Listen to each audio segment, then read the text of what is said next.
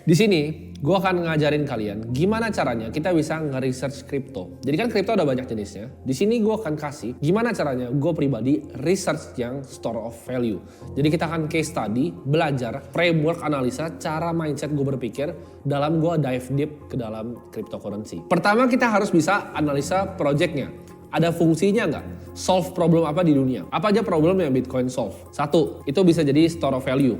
2, bisa bantu kalian diversifikasi aset. 3, bisa bantu kalian proteksi melawan inflasi. Kita bisa lihat misalnya dia menyelesaikan masalah-masalah yang ada di perbankan. 2, apakah orang bakal pakai? Pertanyaannya. Kalau kalian lihat project baru, ini gue akan contohin pakai yang besar Bitcoin. Framework analisa tetap sama. Kira-kira ada yang bakal pakai nggak? Kalau misalnya nih protokolnya mirip-mirip sama Uniswap, ada fungsinya nggak gue pakai protokol dia? Misalnya ini layer 1 gitu kan, kayak Ethereum dibilangnya layer 1. Tapi lambat gitu, nggak secepat Solana. Ada yang bakal pakai nggak? Kalau enggak, ya ngapain? Dibeli. Ketiga, kompetisinya ada atau enggak? Dan kalau ada siapa? Contohnya, kita mau beli Ethereum. Dalam beli Ethereum, kita akan lihat nih, kira-kira saingannya siapa aja. Layer 1 lain tuh ada Luna, udah hancur. Ada Cardano, ada Solana, ada BNB Smart Chain, BSC Smart Chain. Apa yang Ethereum punya, yang mereka ini nggak punya? Nah ini gue bisa kasih contoh kayak misalnya zaman dulu. Zaman dulu kita nyetel lagu, ada yang pakai Walkman. Akhirnya ada inovasi baru, iPod. Nah kenapa iPod bisa bantai Walkman? Karena Walkman gede itu kan bentuknya. Nah orang mau yang lebih efisien. Contohnya, Ethereum itu bagus. Tapi apakah Solana itu bisa lebih bagus daripada Ethereum? Bisa transaction speed lebih cepat atau enggak? Setelah kita udah tahu kompetisinya kira-kira ada atau enggak, kita harus lihat apakah ada komunitas atau enggak di belakangnya. Nah komunitasnya itu sebesar apa? Kita lihat Bitcoin, oh komunitasnya itu besar gitu. Di Reddit aja besar komunitasnya. Banyak banget orang yang udah mulai adopsi, bahkan anggap Bitcoin sebagai digital currency mereka. Community ini merupakan faktor yang penting. Kayak misalnya Binance Smart Chain. Itu orang 50% user dari MetaMask itu udah develop di BSC. Nah itu jadi use case tuh, komunitas yang kuat atau enggak. Selanjutnya secara fundamental, apakah ada orang yang kontrol supply besar di dalam tokennya atau enggak? Ini berbahaya, kenapa? Karena kalau kita lihat yang listing di Indonesia ya token-token, 90% tuh di own sama devnya sendiri. Itu bahaya, itu bisa dibanting ke kalian diguyur semua sama mereka. Mereka misalnya bikin 1 juta koin nih, bikin di harga 1000. Untuk nahan di harga 1000, 1 juta koin itu cuma perlu uang 1 miliar. Tapi kalau 1000 naik ke 100.000, uang 1 miliar buat jagain koinnya itu bisa jadi 100 miliar. Mereka dam habis kalian. Jadi jangan cari token yang tokenomics ya. Ini jadi penting tokenomics. Kalian harus tahu tokenomicsnya itu benar. Jadi nggak semuanya barang yang dipegang sama developer. Yang terakhir adalah bagaimana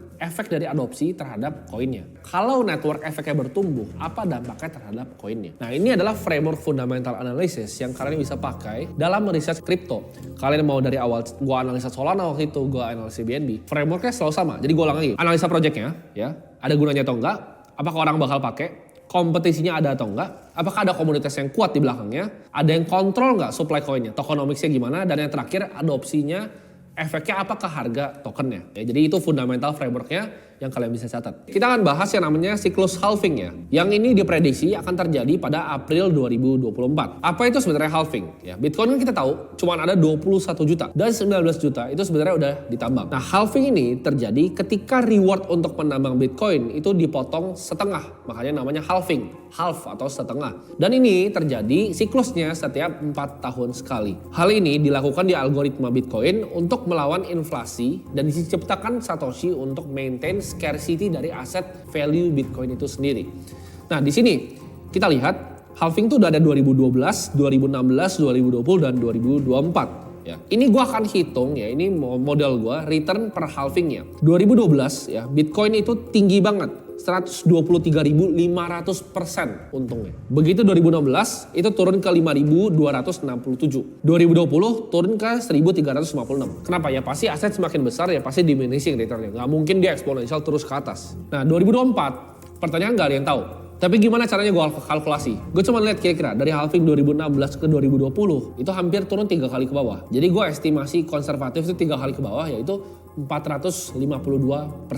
Jadi nanti begitu naik dari harga sekarang itu mungkin naik 452% sampai siklusnya yang tadi gue bilang di saat 2024 tapi udah akhirnya. Karena Bitcoin itu dia nggak naik pas halving ya. Di sini kan kita bisa lihat April 25 nih ya, kira-kira April 25. Tapi kemungkinan naiknya itu nggak April 25. Mungkin Bitcoin naiknya nanti begitu udah November 2024 atau bahkan awal-awal Januari di 2025. Dia mungkin bakal summer lagi mau arah ke all time high. Selanjutnya Di sini ada salah satu metode yang gue suka banget ngeliat, yaitu stock to flow. Ya ini dibikin sama di Twitter namanya Plan B. Jadi untuk prediksi harga Bitcoin. Nah stock to flow ini sebenarnya model yang digunakan untuk menghitung keberadaan dari jumlah suatu komoditas. Jadi sebelumnya stock to flow ini banyak dipakai untuk komoditas misalnya seperti emas ataupun silver, perak. Dan sekarang ini diterapin di Bitcoin. Nah ini kita lihat, ini datanya dari Glassnode ya. Deflection, yang gue suka lihat itu bukan stock to flow biasa. Yang kalian lihat itu ada rainbow chart. Yang gue suka lihat adalah deflection stock to flow ratio-nya.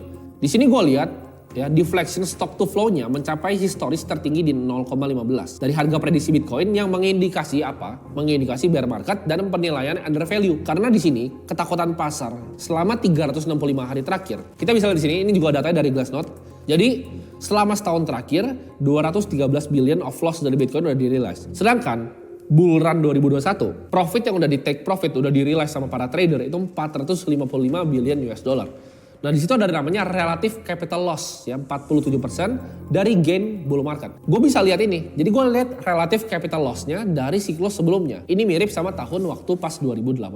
Gue mau kasih tahu kalian cara gue pribadi itu analisa store of value dari sebuah coin ya. Jadi koin-koin yang store of value akan kayak gini cara gue analisanya. Dan ini menurut gue kenapa alasan Michael Saylor itu taruh 130.000 Bitcoin di treasuries-nya MicroStrategy. Kenapa Jack Dorsey itu bikin di Square ya balance sheet-nya pakai Bitcoin, dan kenapa Elon Musk pun Teslanya treasury-nya itu pakai Bitcoin. Ini model yang kalian gak akan ketemu di tempat lain karena ini adalah hitung-hitungan gue dan gue udah hitungin untuk kalian. Jadi kalian bisa lihat praktek langsung nih kita cara gue analisnya seperti apa. Nah di sini kita lihat ya, Bitcoin udah ditambang. Kan Bitcoin total supply-nya itu 21 juta. Tapi itu kan dicapai di tahun 2100-an. Jadi sekarang itu yang masih ditambang 19.227.900 koin. Dari sini kita harus lihat nih berapa koin yang bisa kita dapetin. Di sini ya local price Satoshi itu ada sekitar 1 jutaan. Di sini gue juga hitung Bitcoin yang hilang tuh ada sekitar 4,1 jutaan. Nah jadi real supply dari Bitcoin itu total mine-nya dikurang lockup Satoshi dikurang Bitcoin yang hilang. Di sini gue dapat angka di 13.900-an, ya hampir 14 juta koin. Dari 14 juta koin ini, kalau misalnya ini dipakai untuk currency global, kita harus lihat populasi dunia. Populasi dunia itu ada 7,8 miliar orang. Jadi tinggal dibagi aja dari kira-kira total Bitcoinnya sama orangnya berapa. Jadi di sini gue dapat Bitcoin per orangnya itu 0,001. Yaitu harga Bitcoin sekarang di 236.900. Untuk kalian punya kepemilikan Bitcoin di atas rata-rata dari semua orang di dunia, kalian cuma perlu beli Bitcoin sebesar Rp422.000. Jadi kalau kalian punya Bitcoin, kayak misalnya 500.000 gitu, 500.000 rupiah, kalian itu udah di atas rata-rata kepemilikan Bitcoin orang-orang di dunia. Karena semuanya rebutan ke koin yang limited supply-nya. Karena yang 7,8 miliar orang ini itu belum melek. Jadi lu cuma sekedar beli 500.000, itu udah di atas dari rata-rata. Oke, jadi ini adalah price prediction model gue.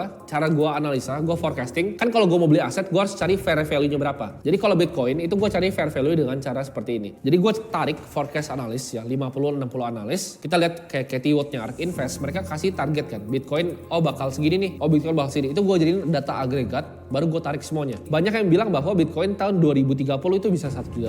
Tapi di sini gue akan pakai yang konservatif sesuai prediksi model gue. Di 2022, yaitu sekarang itu dari harga 16.932 di saat video ini di shot. Nah 2023, menurut gue ini akan mulai bottom nih. Awal-awal Q1 di 14.410. 2024 ini mungkin akan rebound, tapi menurut gue belum terlalu tinggi. Masih angka 19.000 bahkan sampai 22.000 kalau gue ngeliatnya. Nah 2025, kenapa gue dapat 85.880 ini? Ini dari harga 2024 gue kali dengan yang tadi. Dengan yang tadi gue bilang di awal. Bahwa biasa Bitcoin return per halving itu naik 451%. 2026 ini tinggal gue kaliin aja 91.580. Dan target gue by 2030 Bitcoin tuh harganya $223.000. Nah ini jadi yang 2027, 2028, 2009 ini gue kali 30% sampai gue kali 10% ya dari pertumbuhannya. Kenapa? Karena Bitcoin kita lihat itu bertumbuh sebenarnya 68% year on year sampai 2021. Jadi gue potong setengah dari 61%, gue cari ballparknya di angka 30-an%. 30-an% grow-nya year on year akan dapat sampai $223.467.000. Jadi itu mungkin angka-angkanya dekat-dekat ballpark di 3 miliar rupiah.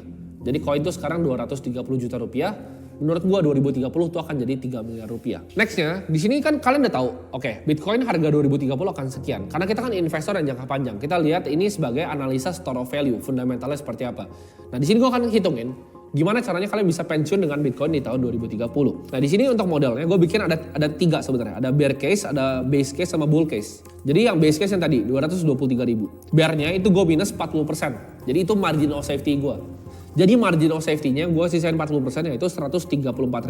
Sedangkan bull case-nya itu gue tambah 25% di 279.000. Baru gue tarik rata-rata average di 212.000. Jadi kira-kira Bitcoin tuh ada harga dolar ke rupiah sekarang itu mungkin di 3,3 miliar harga per Bitcoin. Nah jadi gue hitung di sini dengan satu Bitcoin 3,3 miliar. Ini gue nggak usah hitung inflasi ya, tapi gue anggap ini uang yang cukup untuk sebagian besar orang untuk pensiun. Kalau kita WD tahunan 4%, ya di 132 juta rupiah, kita akan dapat passive income per satu bulan per satu BTC-nya di tahun 2030 itu 11 juta rupiah.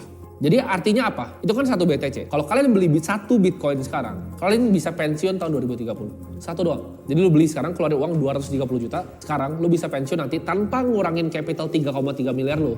Karena itu kan dia naik tarik 4%, dia naik tarik 4%. Itu uang infinity 11 juta per bulan dengan harga cuma 230-an juta. Nah, menurut kalian worth it atau enggak untuk kalian ngumpulin store of value ini satu Bitcoin? Bitcoin menurut gua adalah aset yang sangat scarce dan menurut gua akan memberikan imbal hasil yang sangat amat tinggi. Nah, Bitcoin sendiri karena menurut gue itu supply deflationary dan makin banyak akan koin yang hilang. Tadi yang gue bilang hitung tadi 13.900.000 itu cuma akan turun aja karena bakal lebih banyak tiap hari itu ada koin-koin yang hilang terus. Jadi ini akan makin scarce, supply-nya makin sedikit dan demand-nya makin banyak seiring adopsi berjalan. Karena sekarang mayoritas orang Indonesia aja banyak yang belum punya Bitcoin. Kita penduduk 270 juta, yang punya akun kripto baru 15 juta. Gimana negara-negara yang lain? India baru di ban, tapi yang nakal yang ilegal banyak banget yang pakai Bitcoin di sana. Nah jadi ini menurut gua asetnya akan ke squeeze up karena dia supply-nya limited banget, sedangkan orang banyak. Dan tadi price prediction model gua itu bisa salah bisa benar, tapi base case gua di sekitar 3,3 miliar rupiah per koin. Menurut gua mau bener atau salah, risk and rewardnya itu worth it untuk kalian ngumpulin sekarang satu Bitcoin senilai 230-an juta. Jadi Bitcoin menurut gua akan ngasih keuntungan ke kalian yang sabar untuk menunggu. Jadi itu cara gua analisa secara fundamental. Ini bisa diterapin di berbagai macam koin, tapi ini cara gua analisa koin-koin yang punya store of value.